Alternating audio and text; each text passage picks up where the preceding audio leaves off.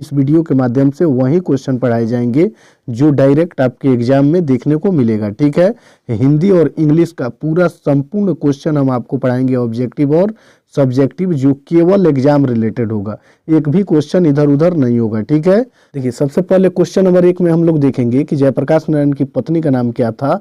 तो इसका उत्तर देखकर आप ये मत सोचिए कि ये एक लाइन से हमको 2 अंक कैसे मिलेगा। तो भूगोल में बहुत सारा क्वेश्चन आपको देखने को मिला होगा जो केवल 2 ही शब्द लिखने के बाद आपको 2 नंबर मिल जाते हैं।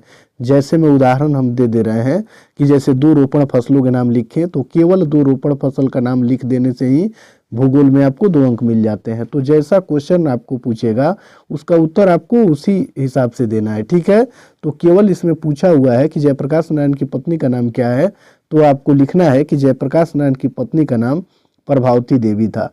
क्या था? प्रभावती देवी। और ये 2 नंबर का क्वेश्चन है और कई बार परीक्षा में पूछ भी चुका है, तो 2025 के लिए इसको आपको कंप्लीट कर ही लेने हैं। ठीक है, चलिए फिर आगे वाला क्वेश्चन हम लोग देखेंगे। देखिए 2 नंबर क्वेश्चन में दिया हुआ है कि नारी की पराधीनता कब से आरंभ हुई।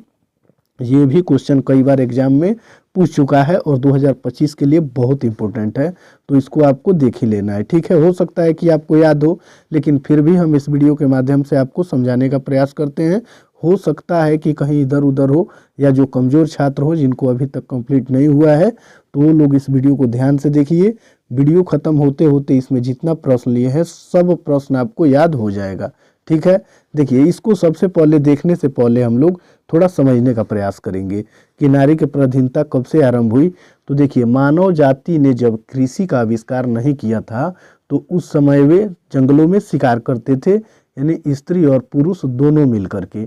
लेकिन जैसे ही मानव ने कृषि का आविष्कार किया, जैसे ही मानव ने कृषि का आविष्कार किया, तो वहाँ से जिंदगी 2 टुकड़ों में बट गई। पुरुष जो था वो घर के बाहर रहने लगा और स्त्रियां घर के अंदर रहने लगी, यानी पुरुष का जो कार्य क्षेत्र था वो असीमित होते चला गया, यानी बढ़ते चला गया, और स्त्रियों का जो कार्य था केवल घरों तक ही, घरेलू कामों में ही सिमट करके रह गया। तो यहाँ से ही नारी की पराधीनता प्रारंभ हो गई। तो आपको सिंपल लिखना है कि मानव जाति ने कृषि का जब आविष्कार किया तो वहाँ से जिंदगी 2 टुकड़ों में बट गई। पुरुषों का जीवन या उनका कार्य क्षेत्र विस्तृत हो गया, बढ़ता चला गया, और स्त्रियों का जीवन सीमित हो गया, केवल घरेलू कामों में ही सिमट करके रह गया। ठीक है, तो अब इसको हम लोग देख लेते हैं। देखिए उत्तर में लिखेंगे कि जब मानव जाति ने कृषि का आविष्कार, यहाँ किसी का नहीं कृषि होगा, ठीक है, गलत टाइपिंग हुआ है, कृषि का आविष्कार किया, तो नारी घर और पुरुष बाहर रहने लगा, यानी नारी जो थी वो घर में रहने लगी और पुरुष बाहर रहने लगा। यहाँ से जिंदगी 2 टुकड़ों में बट गई थी, घर का जीवन सीमित और बाहर का जीवन असीमित होता गया। कृषि विकास के साथ ही नारी की पराधीनता आरंभ हो गई। ठीक है, तो आप समझ गए होंगे कि ये क्वेश्चन बिल्कुल इजी है और कई बार एग्जाम में पूछा हुआ भी है। चलिए फिर आगे वाला क्वेश्चन हम लोग देखेंगे। क्वेश्चन को देखेंगे, भ्रष्टाचार की जड़ क्या है।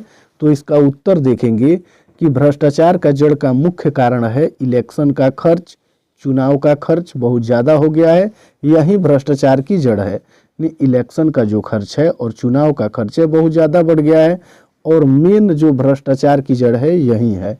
एक तरफ गरीबी हटाओ का नारा लगाएंगे और दूसरी तरफ ब्लैक मार्केटिंग तथा चुनावों के लिए पैसे लोगों से उठाकर इकट्ठा करेंगे। ये क्या है? भ्रष्टाचार का जड़। नंबर क्वेश्चन में पूछ रहा है कि कुंती का परिचय दे। तो इसका उत्तर देखेंगे कि सिपाही की मां शीर्षक एकांकी में कुंती एक प्रमुख पात्र है।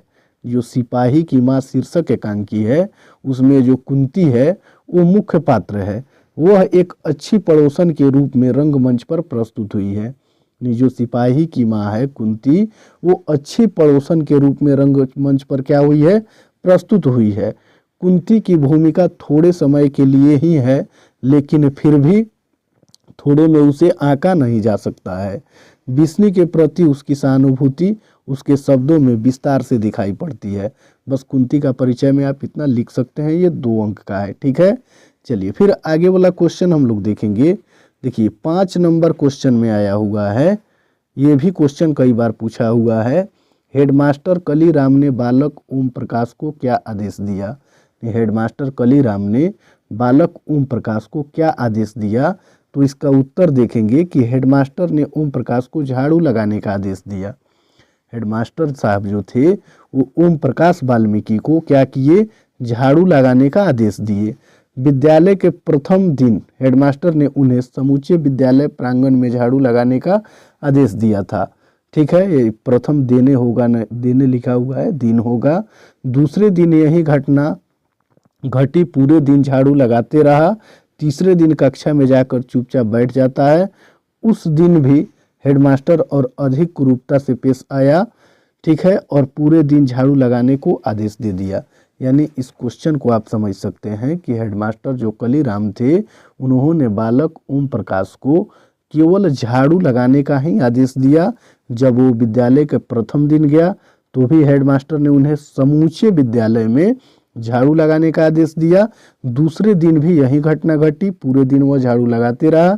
तीसरे दिन जा करके कक्षा में चुपचाप बैठ जाता है बालक ओम प्रकाश। ठीक है, उसी दिन हेडमास्टर और अधिक क्रूरता से, ठीक है, या क्रोधित होकर के पेश आते हैं ओम प्रकाश से, बालक ओम प्रकाश से, और पूरे दिन झाड़ू लगाने का आदेश दे देते हैं। ये क्वेश्चन 5 है। ठीक है, ये भी क्वेश्चन बहुत बार पूछ चुका है और 2